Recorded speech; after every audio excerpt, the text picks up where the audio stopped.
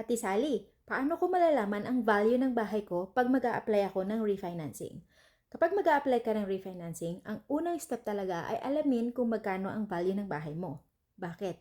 Kasi yan ang basihan ng mga lenders kung magkano ang equity na meron ka. So, paano mo malalaman ito? During refinancing process, required ang full appraisal.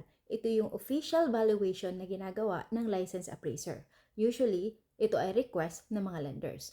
Ginagawa ito after masubmit ang application at may bayad siya, usually $300 to $500, depende sa location. So reminder lang, hindi ginagamit ng mga lenders ang city assessment bilang basihan. Madalas, mas mababa kasi yon kaysa sa actual market value ng bahay ninyo. Pero, pwede mo rin i-check ahead of time using online tools like realtor.ca para malaman ninyo ang bentahan ng mga bahay dyan sa lugar ninyo. Or, pwede kayong humingi ng free Comparative Market Analysis or CMA sa Realtor. Pero tandaan, yung full appraisal pa rin ang susundin ng mga lenders. Okay? So for any mortgage needs, message mo lang si Sally, The Mortgage Pinay.